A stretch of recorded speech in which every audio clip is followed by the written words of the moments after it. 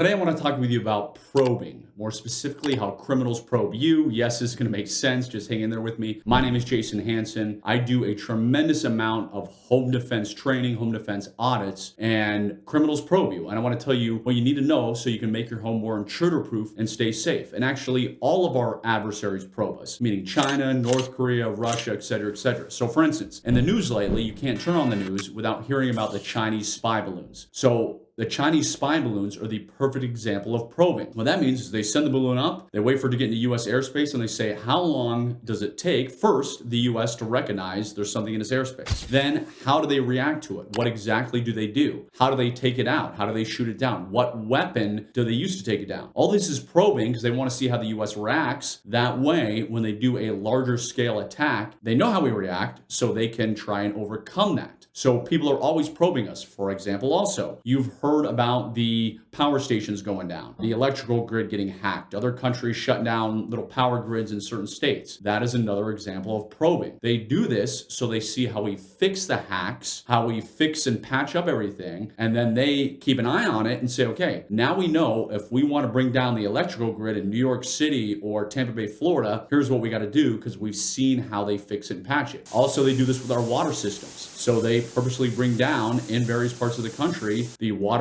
treatment plants and all that, and they see how we fix it. Because if you affect the water, you can certainly bring down a population, which may or may not have been done overseas. So keep that in mind, is that probing happens all the time because the bad guys want to know how they can overcome our reaction when they truly want to hit us hard. So how do criminals probe you? How can you apply what I'm sharing with you to home defense? Well, criminals have been known to knock on your door pretending to be a salesman. Hey, they're selling vacuums, magazine subscriptions, whatever it might be, and say, hey, Mr. and Mrs. Smith, would you like to buy a subscription to ABC magazine? When in fact, those criminals are probing you. They're saying, okay, who answers the door? Is it a woman who looks like she lives by herself and would be an easy victim? Is there a male around? When I'm looking into the house they open, does it look like there's super fancy stuff inside? Does it look like a nice house, well kept, where there might be money inside? So they're probing in that way. Also at the same time, as they're walking up to your porch to knock on your door, they are saying, okay, what home defense security measures do I see? Do I see any cameras? Do I see an alarm sign? Do I see any motion sensor lights that may go on and off?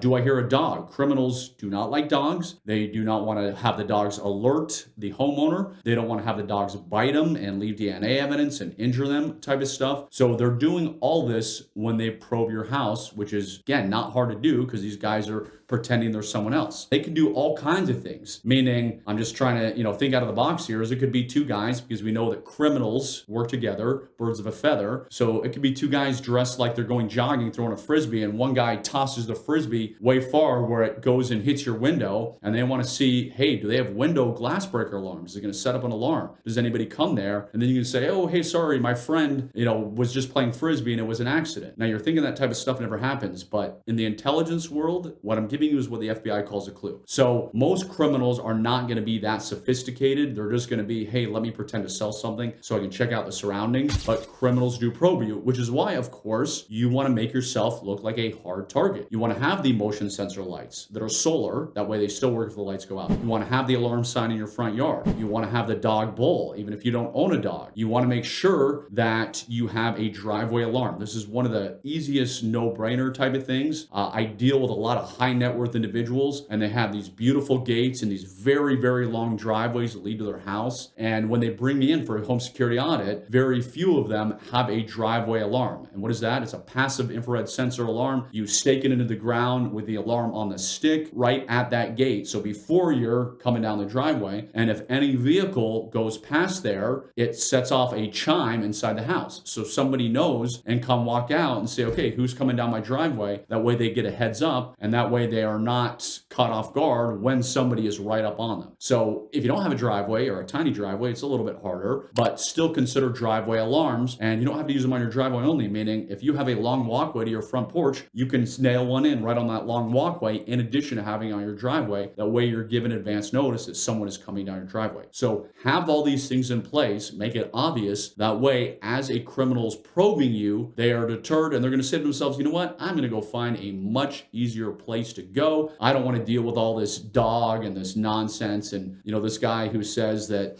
he's a supporter of the Second Amendment or whatever signs you have on your house kind of thing. Because even though they're criminals, they want the path of least resistance. Even though they're criminals, they don't want to end up with a bullet in them either. And well, that's going to happen when you go to a lot of homeowners' houses, especially mine. So now you know how criminals probe you. Now you know how to make yourself a bit safer. If you want to know more information, definitely click on the link below. You'll learn some very controversial but awesome home defense techniques, not for the weak of mind, if I may say. I am former CI officer Jason Hanson. I hope you learned a thing or two today, and check out some more of my videos. So please like, subscribe, and turn on that ring notification, and I'll talk to you next time.